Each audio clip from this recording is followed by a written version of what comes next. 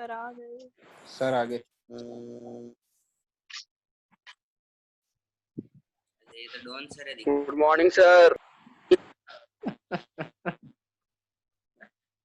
चलो ये शांत। Good morning Aryan Sethia. Morning good Bhavesh Babel. Kamlesh Joshi good morning.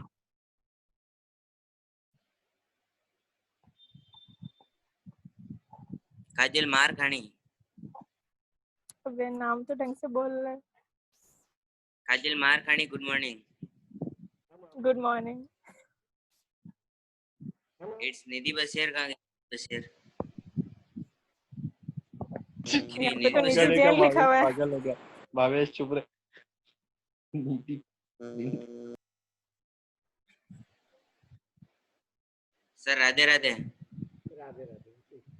ये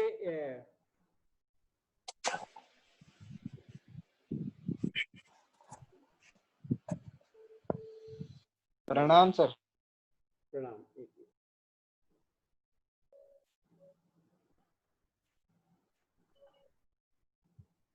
हाँ, स्क्रीन दिख रहा है आपको? सर आवाज तेज नहीं आ रही है। हेलो। हाँ सर दिख रही है। हाँ सर दिख रही है। ठीक ठीक ठीक। तो अभी मैं आपको बता रहा था वाइंडिंग मशीन के डिफरेंट पार्ट्स के बारे में, ठीक है ना? तो इसमें हम थिक प्लेसेस को रिमूव करते हैं, उसको हम बोलते हैं आपका स्लग कैचर। सर इसको रोटेट करो। नहीं, इसको अपने मोबाइल रोटेट कर लो, ठीक है ना? मोबाइल फोन में वो जो आपका ऑप्शन होता है उससे कर लो, मेरे से हो नहीं पा रहा, ठीक है ना? तो हाँ, तो मैकेनिकल, तो ये इसका मैं आपको क्लासिफिकेशन दिखा रहा हूँ स्लैब कैचर का।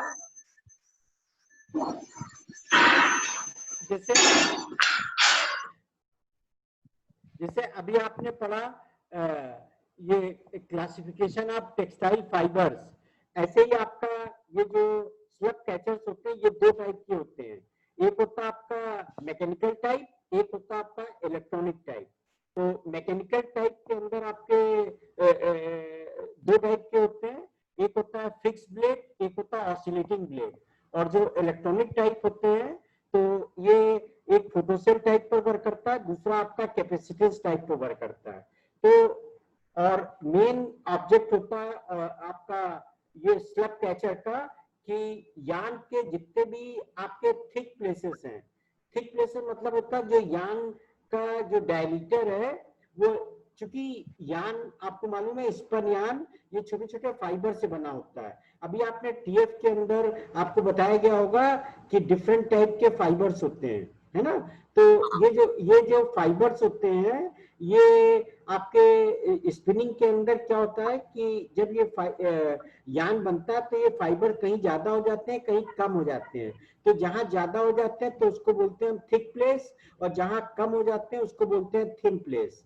अगर हम डायरेक्ट जो स्पिनिंग से यान हमारा आ रहा है, अगर उससे हम डायरेक्ट कपड़ा बना देते हैं तो क्या हो जाएगा कि ये थिक और थिन प्लेस हमें फैब्रिक के अंदर आपको दिखने लगेंगे।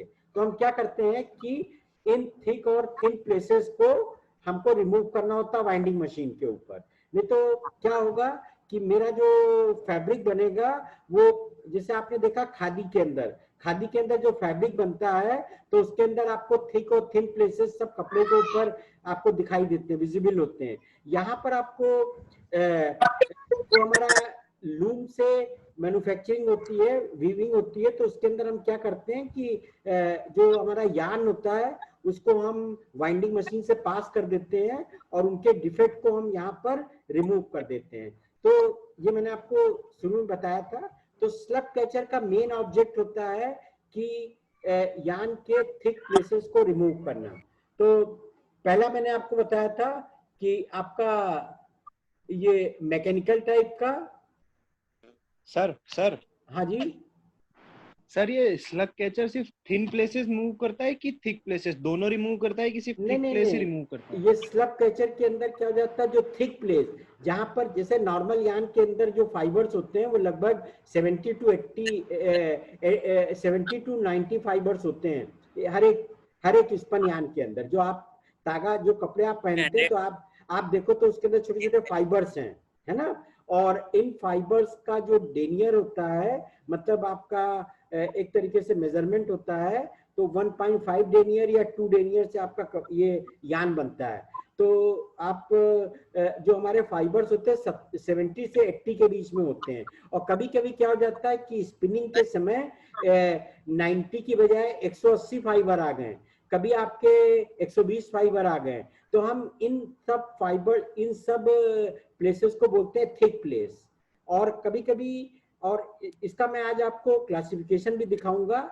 ये जो आपके थिक प्लेसेस होते हैं और थिन प्लेसेस, ये करीब 23 टाइप के होते हैं, ठीक है ना। आज मैं आपको बताऊंगा कि किस तरीके से थिक प्लेस और ये थिन प्लेस को एक मशीन होती है हमारी टेस्टिंग के अंदर, क्लासीमेट फॉल्ट। तो हम उससे यान को 1 किलोमीटर यान को पास करते हैं और स्पीड होती है हमारी उस मशीन के ऊपर करीब 400 मीटर पर मिनट। और हमको ये पता लग जाता है, ऑन स्क्रीन कंप्यूटर पर आ जाता है कि 1 किलोमीटर यान के अंदर कितने कितने डिफेक्ट हैं। तो आज हम आपको अभी तो स्लग कैचर बता रहे हैं, उसके बाद हम यान के फाल्ट्स को भी बताएंगे, ठीक है। तो अब लास्ट टाइम मैंने आपको बताया था, ये है आपका मैकेनिकल टाइप का स्लग कैचर, ठीक है ना। तो इस स्लग कैचर इसके अंदर ये आपका यान पास हो रहा है, ठीक है ना।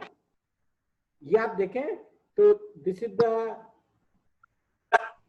ये जो है दिस इज द यान, ठीक है ना। और ये ब्लेड से पास हो रहा है। ये जो स्लग कैचर है फिक्स टाइप का है, इसके अंदर ये आपका ये सेटिंग स्क्रू लगा हुआ है और ये ब्लेड लगा हुआ। ब्लेड क्या करता है, जैसे यान हमारा पास होता है थिक प्लेस, तो यहाँ पर सेटिंग होती है हमारी, ये एक सम काउंट के हिसाब से सेटिंग कर देते हैं स्लग कैचर के ऊपर। और जैसे ही यान का डायमीटर हमारा है ना बढ़ता है, फाइबर्स हमारे 90 से लेकर के 150 हो गए या 120 हो गए, तो हम ये स्लग कैचर क्या करता है, उन यान को यहाँ पर ये कट कर देगा। और कट करने के बाद ये हमारे वाइंडिंग मशीन पर मैंने आपको बताया था, वो आपका थ्रेड स्टॉप मोशन लगा हुआ है। जैसे ही यान वहां प्रेजेंट नहीं होगा तो तुरंत मशीन आपकी बंद हो जाएगी। और वर्कर क्या करेगा, वो उस यान को अपने हाथ से मतलब जोड़ेगा, ज्वाइन करेगा। इसको बोलते हैं पीसिंग। तो ये तो होता है आपके नॉर्मल मशीन के अंदर पीसिंग। और जो आपके ऑटो कोनर, जो मैंने आपको बताया था, ऑटो कोनर के अंदर क्या हो जाता है कि स्प्लाइसर और आपका नॉटर लगे हुए होते हैं। ये जैसे ही यान आपका ब्रेक होता है तो आदमी की मतलब लेबर की जरूरत नहीं होती है, मशीन अपने आप यान को ज्वाइन कर देती है। और ज्वाइन करने के बाद आपको ये पता ही नहीं लगेगा कि आपके यान के अंदर कोई डिफेक्ट था। तो ये टाइप, ये जो आपके फिक्स टाइप, ऑसिलेटिंग टाइप, ये जो स्लग कैचर्स होते हैं ये नॉर्मल मशीन पर होते हैं, आपके जैसे रोटो कोनर मशीन के ऊपर लगा होता है। जब हम आपको बताया मैंने ऑटो कोनर पर जाते हैं। ऑटो कोनर का मतलब होता है, ऑटो मतलब आपका जो बॉबिन है, हम मैगजीन के अंदर जैसे रिवॉल्वर के अंदर आप बुलेट लगाते हो, वैसे ही मशीन के ऊपर आप 12 बॉबिन्स को आप फिट कर देते हो और अपने आप एक एक बॉबिन जो है वो एग्जॉस्ट हो जाती है और नई बॉबिन जो है मशीन के ऊपर फिट होती चली जाती है। ये सब ऑटोमेटिक होता है, इसीलिए हम इसको बोलते हैं ऑटो कोनर। और नेक्स्ट होता है, जैसे मैंने पीसिंग का आपको बताया, जैसे यान आपका ब्रेक होता है तो ये जो स्प्लाइसर, जो नॉटर होता है, वो क्या करता है, एकदम से वहां पर रिवर्स नॉट लगा देता है। आप जो नॉट लगाते हो तागे के अंदर, जैसे आप पतंग उड़ाते हैं तो आप जो नॉट लगाते हो उसका डायमीटर 4 गुना ज्यादा बढ़ जाता है। और जो रिवर्स नॉट होती है जो लूम पर लगाई जाती है, उसमें डायमीटर हमारा 2 गुना ही बढ़ता है। जब आप कॉलेज आओगे तो हम आपको बताएंगे रिवर्स नॉट किस तरीके से लगाई जाती है लूम पर, क्योंकि आप जैसे टेक्सटाइल इंजीनियर आप बनने जा रहे हैं तो आपको मालूम होना चाहिए वर्कर किस टाइप की नॉट जो है लूम पर लगाता है, ठीक है ना। तो ये जो नॉटर होता है वो रिवर्स नॉट लगाता है वहां पर, ठीक है। और इसके साथ साथ मशीन के ऊपर एक स्प्लाइसर भी लगा होता है। स्प्लाइसर क्या करता है कि ऑटोमेटिक वहां पर जो यान आपका ब्रेक होता है और उस यान को वो स्पिनिंग करके दोबारा फ्रेश यान बना देता है, ठीक है ना। ये सब आपके जो मैंने आपको बताया कि 3 टाइप के ऑटोकोनर वर्ल्ड के अंदर बेस्ट हैं। एक तो स्लेफोस का है, एक सेवियो का है, एक मुरेटा का है। ये सब यूरोपियन कंट्रीज हैं, दे आर मेकिंग। आपको बता दें कि ये जितने यूरोपियन कंट्रीज हैं अभी कल मैंने आपको बताया भी था, आप जरूरी नहीं कि आप खाली आप प्रोडक्शन यूनिट के अंदर जाएं, आप इन मशीन की मेकिंग के अंदर भी जा सकते हैं। वहां पर आपको टोटल नॉलेज होनी चाहिए मशीन की सेटिंग के बारे में, और भी चीजों की जरूरत होती है, and we require that thing for that making. तो अभी हम आपको मतलब बेसिक चीजें यहाँ क्लियर कर रहे हैं। तो this is all about the fix type. अब हम कल मैंने आपको बताया था ये होता है आपका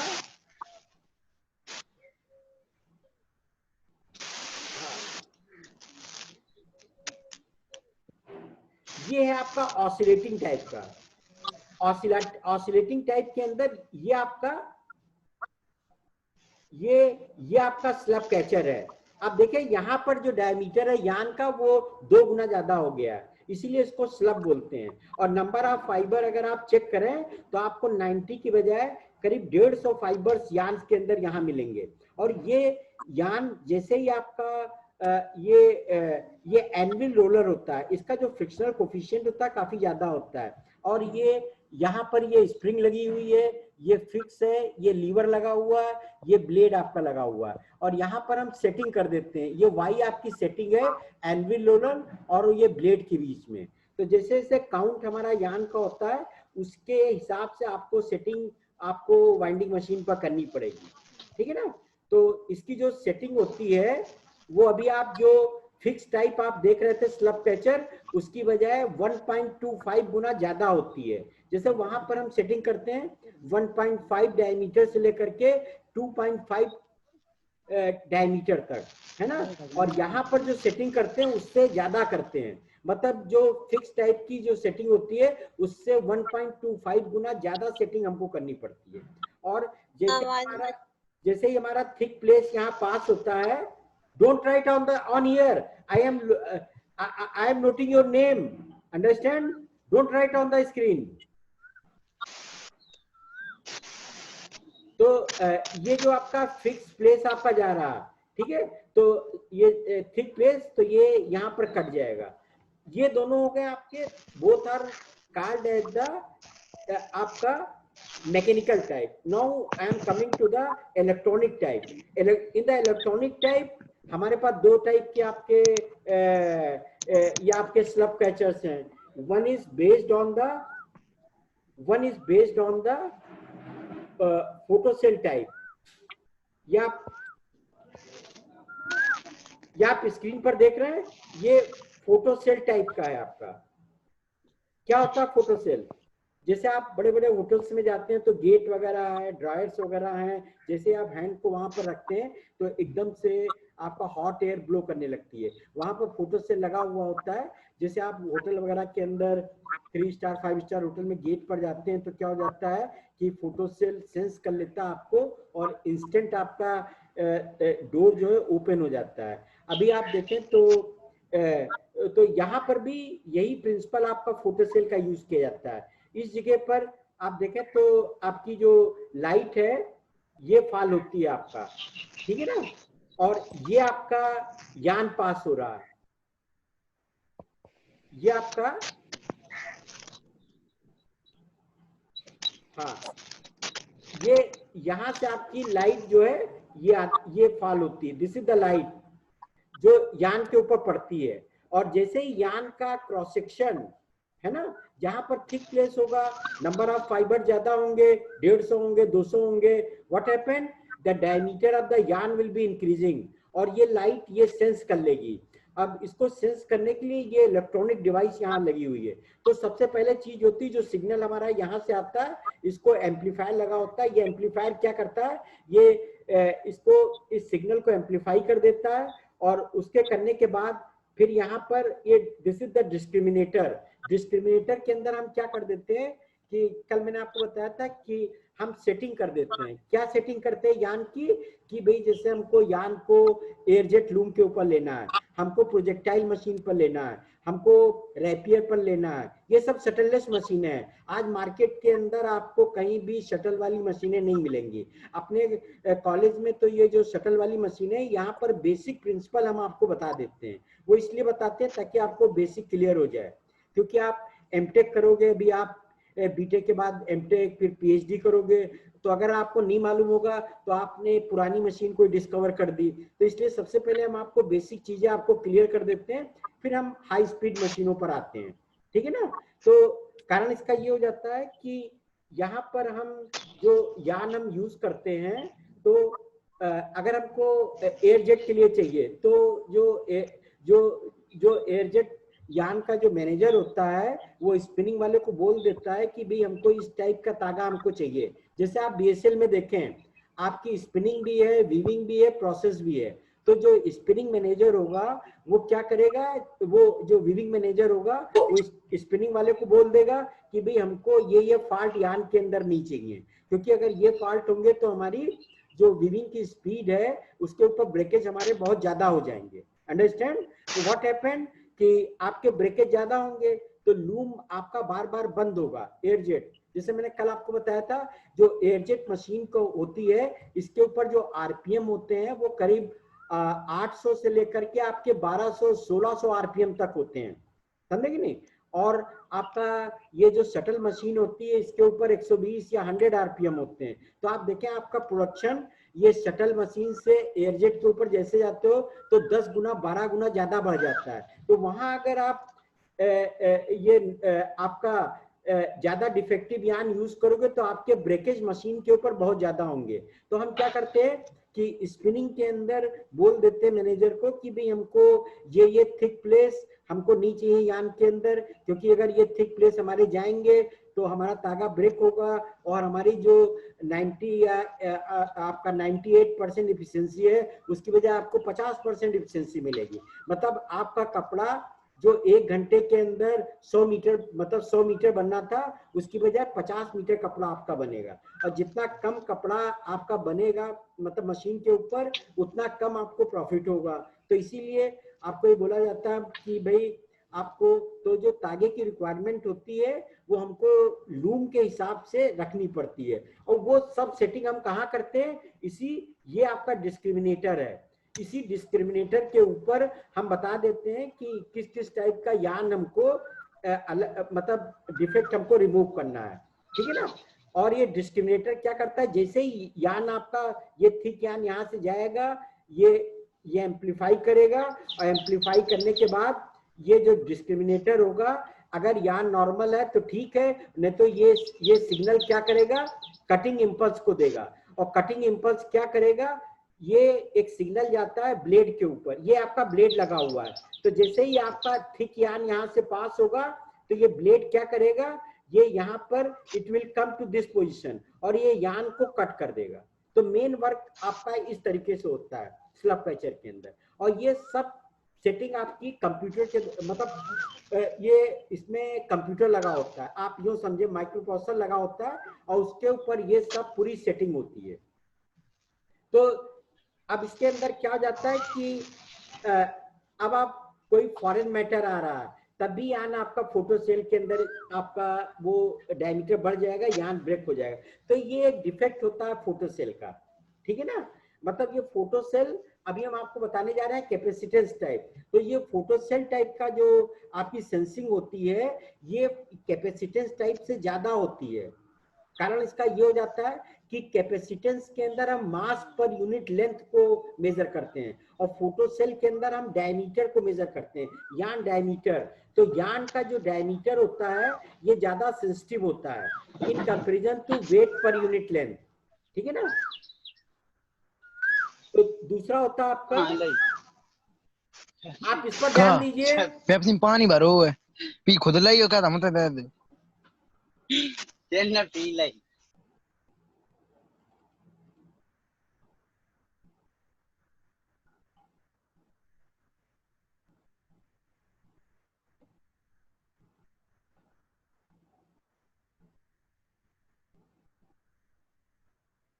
हाँ, दूसरा होता है आपका ये आपका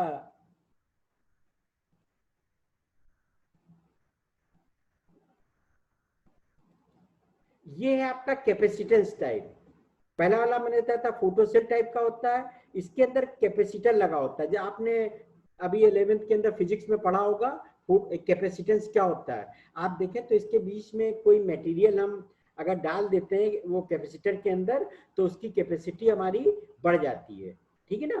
तो इसके अंदर क्या हो जाता है, हम यान को पास कर देते हैं। वहां पर फोटो सेल में क्या हो जाता है, यान के डायमीटर को हम चेक कर रहे थे। जैसे डायमीटर बढ़ता है तो ये जो स्लब कैचर है वो उसको कट करेगा। यहाँ पर मास पर यूनिट लेंथ को हम मेजर करते हैं। तो आप यहाँ पर अभी यहाँ आएंगे कॉलेज के अंदर तो मैं आपको ऊस्टर और क्लासीमेट फॉल्ट मशीन दिखाऊंगा। इन सब के अंदर कैपेसिटर ही लगा हुआ है। कारण इसका ये हो जाता है कि इसके अंदर ज्यादा हमको कंट्रोल करने की मतलब उतनी जरूरत नहीं होती। कोई फॉरेन मैटर आ गया, ये आ गया, तो इससे ज्यादा हमें फर्क नहीं पड़ता है। तो ज्यादातर मशीनों के अंदर ये कैपेसिटर टाइप का आपका यूज होता है। तो कैपेसिटर के अंदर क्या हो जाएगा कि ये यान आपका पास हो रहा है और जैसे ही यान का डायमीटर बढ़ेगा तो कैपेसिटी इसकी बढ़ जाएगी। और ये एम्पलीफायर लगा हुआ है, ये इलेक्ट्रॉनिक चीजें हैं, ये आपको पढ़ाई जाएंगी एक सब्जेक्ट के अंदर, इलेक्ट्रॉनिक सब्जेक्ट में। और ये एम्पलीफायर क्या करता है, यहाँ पर भी हम डिस्क्रिमिनेटर और ये मतलब लेंथ और डायमीटर की सेटिंग कर देते हैं। मतलब किस किस टाइप का यान हमें रिमूव करना है तो उस टाइप की सेटिंग हम इस डिस्क्रिमिनेटर में कर देते हैं। और ये सिग्नल हम अगर हमारी वो सेटिंग के ऊपर अगर ज्यादा बढ़ जाती है या सेटिंग के मतलब वो जस्टिफाई नहीं करता है तो ये कटिंग इंपल्स लगा हुआ है। कटिंग इंपल्स क्या करता है, ये सिग्नल को एम्पलीफाई कर देता है और ये जो इंपल्स है ये भेज रहा है आपका, it is sending to the blade. Blade क्या करता है, ये एक्चुएट होगा ऑटोमेटिक और यान को कट कर देगा। तो ये बेसिक प्रिंसिपल है आपका कैपेसिटेंस टाइप का। और मैंने आपको बताया कि कैपेसिटेंस टाइप के अंदर हमारा जो सेंसिटिविटी होती है वो फोटो सेल टाइप से कम होती है। तो ये बेसिक डिफरेंस होता है। और तो this all about the your different type of the slub catchers. अब हम आपको दिखाने जा रहे हैं कि डिफरेंट टाइप के आपके जो फॉल्ट्स होते हैं यान के अंदर।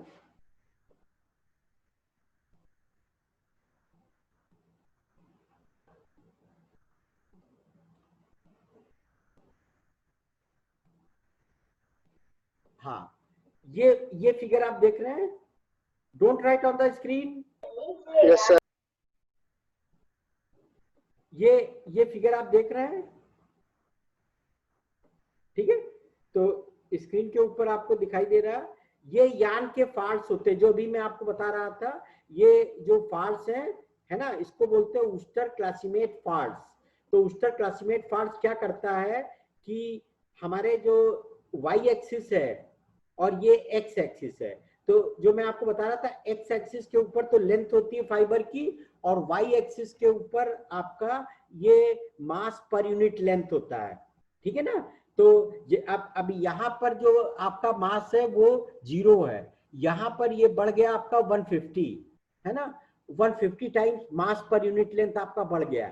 जैसे यहाँ पर 100 ग्राम था 1 मीटर, ये 150 ग्राम है, तो ये आपका 250 ग्राम है, ये 400 ग्राम है। तो आप देखें तो और ये लेंथ कितनी है स्लब का मतलब थिक प्लेस की 1 सेंटीमीटर, ठीक है ना। और 1 सेंटीमीटर के अंदर अब आप देखें ये आपका मास पर लेंथ आपकी 150 है और लेंथ आपकी 1 सेंटीमीटर। तो इसको बोलते हैं आपका A1 टाइप फॉल्ट। ये होता है यहाँ पर जो यान क्रॉस सेक्शन है वो आपका 150 है, लेंथ सर पहले वाले में थी 100 और दूसरे वाले में 150 टाइम है ना मास पर यूनिट लेंथ। और इसका जो डायमीटर आपका वही है 1 है, मतलब लेंथ तो 1 है, मास पर यूनिट लेंथ आपका बढ़ता चला जाता है। तो उस हिसाब से 4 टाइप के डिफेक्ट हो गए, A1, A2, A3, A4, ठीक है ना। और इन्हीं डिफेक्ट्स को हमको वाइंडिंग मशीन के ऊपर रिमूव करना होता है। और ये डिपेंड करता है कि आप किस टाइप से यान को आप एयरजेट के लिए लेना चाहते हैं, शटल मशीन के लिए लेना चाहते हैं, तो आप उसी टाइप का यान की सेटिंग के लिए व्यूइंग मैनेजर स्पिनिंग मैनेजर को बोल देगा कि भाई हमको ये डिफेक्ट यान के अंदर नहीं चाहिए। जैसे अभी आपने कहा कि हमको ये A1 टाइप का फॉल्ट नहीं चाहिए, तो A1 टाइप का मतलब ये हो जाता है कि ये 400 तो मास पर यूनिट लेंथ है और इसकी जो लंबाई है वो 1 सेंटीमीटर है। तो मतलब A4 टाइप का फॉल्ट आपको नहीं चाहिए। तो मशीन क्या करेगी, वाइंडिंग मशीन, कि जैसे ही A4 आएगा तो ऑटोमेटिक यान को कट कर देगा। और आपने ये कहा कि हमको भाई हमको ये A3 टाइप का नहीं चाहिए, ये आपका जो है ये A3 टाइप का यान है, ठीक है ना। और A3 टाइप के अंदर आपकी जो सेटिंग्स है वो क्या है, आपकी 250 टाइम्स है, ठीक है।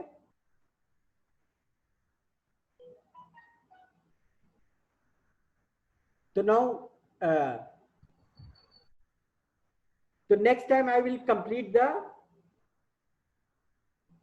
ये लेक्चर को मैं कंप्लीट करूंगा, ये different type of the defects in the यान, है ना। तो ये आपके